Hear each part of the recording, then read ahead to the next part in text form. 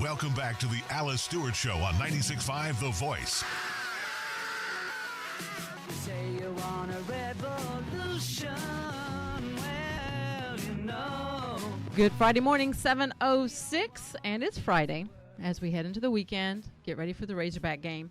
It's the perfect time to talk food with the food guys, and these guys have a lot of food to talk about. And it's really good. You get a nice, get some ideas on where you should go for the weekend.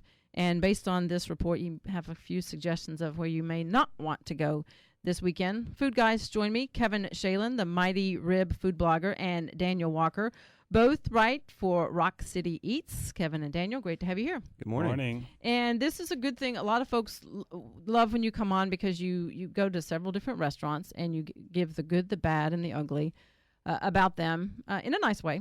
And folks can go to rockcityeats.com and see the cheers and jeers of some of the places. We're going to go down this list here. And this is what you guys have been enjoying lately. You say cheers to Zaffino's in Sherwood. So Zaffino's, that's a very kind of hidden gem up in Sherwood. And I don't go to Sherwood very, very often. Kevin and I went up there. Great little home run, homespun Italian joint. And surprise, some of the probably best Italian food in, central Arkansas. And where will this be? What was it? Like off of Keel Road. Yeah. Okay. It's a piece from Little Rock. I mean, it's about a 25 minute drive, wouldn't you say? Yeah, we went with a big group, and most of the dishes we had were really kind of exceptional. And some of them I'd put up with, some of the best I've had anywhere.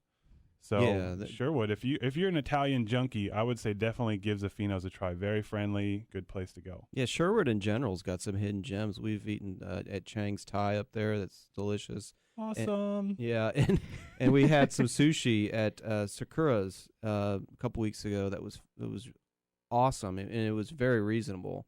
So there are some hidden gems up in Sherwood. All right, good to note. Head up to Sherwood for some little change of scenery. And this is a place I've been to quite a few times and it always gets a rave review. The Pantry. A lot of folks like to go there. It's there. They have a new location, soon to be new location in Hillcrest, but the Pantry is right there off Rodney Parham. Yeah, we've got our pantry in the west, and we're about to get the Pantry Crest in Hillcrest. And, I'm no stranger to bragging about the pantry. Everyone knows I love it, and Daniel makes fun of me for hearting that restaurant so much. But they are, solid comfort food, and you know what you're going to get. And they always do it right to me anyway. And, I love that place. The Jaeger Schnitzel I enjoy. Daniel, on the other hand, didn't have quite the awesome experience with I that. thought it was a little underseasoned, but we don't need to go into that. But I did say cheers to the truffle deviled eggs. Those things are pretty awesome. They do look good. I have not had some that. truffle. I do love some deviled eggs. It's deviled egg season. I don't know if you know that, but they're all around the corner. It's a good time to go get some truffle deviled eggs from the pantry. Those sound good. Of course, my thing, I mentioned this last time, the over at Lulov's, the eggs with the sausage around them with the Scotch eggs? Yes, those are awesome at Yes. Lulov's. Those are fantastic. You mean at Milo's? No, this I is think they used at to have them. Lulov's. Oh, Open Lulov. back up Okay, there in okay. downtown. Yeah, It's yeah. fantastic. And also, you recently stopped by to experience some Alaskan dumplings at the Dutch Oven in Cabot. This was like a little mini road trip Daniel and I took together, and the dumplings were at a place called Slater's, but before we got to Slater's in Searcy, we went to the Dutch Oven in Cabot, and we want to talk a little bit about that, Dan? Yeah, I mean, the Dutch Oven is this brand new kind of takeout family-style meal, and it's in Cabot. So like Kevin said, we were kind of passing through, but I brought home this huge kind of pasta bake that we seriously devoured so fast in our family. I thought it was great. If you live in Cabot and you're coming home from work and you want a quick meal for your family, they do all sorts of things: chicken bakes, pasta bakes, casseroles. The Dutch Oven, kind of hard to find because I don't even think they had a sign up when we got there. No, they didn't. They have a Facebook page, so look at the Dutch Oven on Facebook. And all of these you can see on their post at rockcityeats.com. You also have Table 28. That's another one Dan loves. Yeah, I love Table 28. But yeah, my last experience there was It was good, but not up to par. I think that there was a few dishes that kind of faltered compared to what they've done in the past.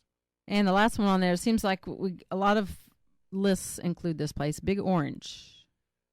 Yeah, what about Big Orange did you write on that one? Was that Well, the I Big think it Orange was. menu? They did a Korean burger that I thought was just fantastic, and I'm always aching for good Korean food. And Scott McGee, always nails it out of the park. He does a great kimchi, and it was awesome.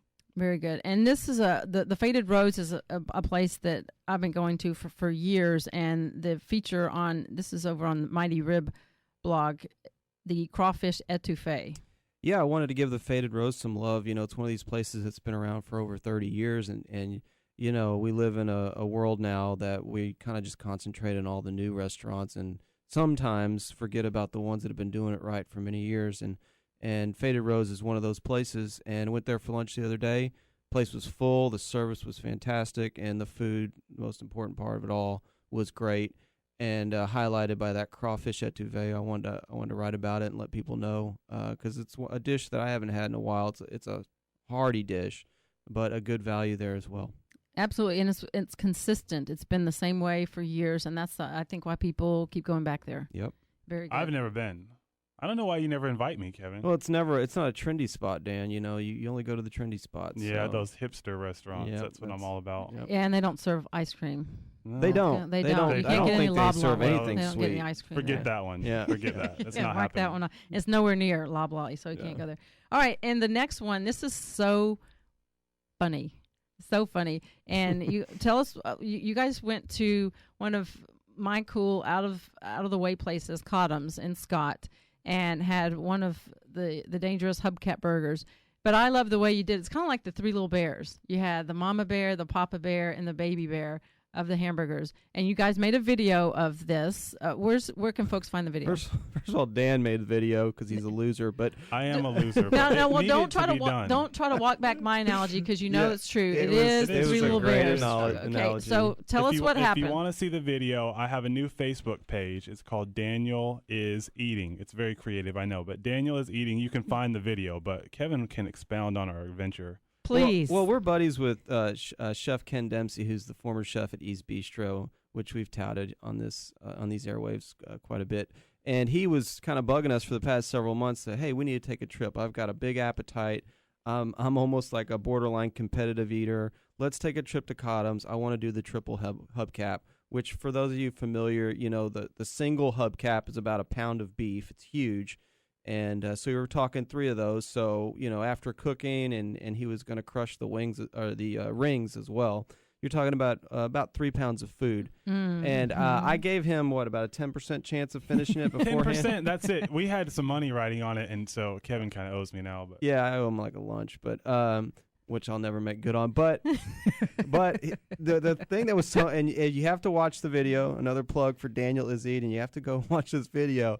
The thing that blew me away was how methodical he went about eating this burger. I thought he was just going to start stuffing it in his face, and no, he just took his time, and it was so impressive to watch. It was good, and the editing and the music is very classic. I like his goal. He has very lofty goals with this. He just said, "I just want to live. I just want to live."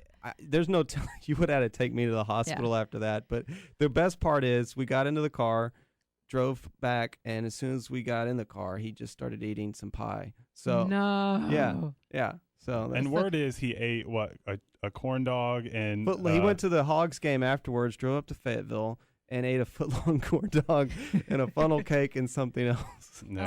But I will say this: it looked good. Maybe just a part of it. They do that looked great very burgers. Good. I think they do great burgers. Yeah, I like the hubcap. I just had the regular. I loved my delicious single patty burger. Yes, Kevin tried to get the kids burger. Don't lie. Kevin tried to get the lug nut, and they were like, "You're a grown man." They carded him, and they said, "You are over 21, sir." But it was entertaining. It's a very good video. Actually, I'll get the link and put it up on our Facebook page. But I appreciate having both of you on, and folks can see your work on a regular basis there at Rock City Eats. Great experts on food and critiques, and they tell you where to go and where not to go. So appreciate it. Kevin Shalin, Daniel Walker, appreciate you. Have a great weekend. Thank you. You too. All right, thanks. We're going to take a break. When we come back, we're going to talk politics with Blake Rutherford. He is going to break down his op-ed that you can see in Arkansas Business, The Fantastic Politics of the West Wing, 15 years later. Blake Rutherford joins us after the break. The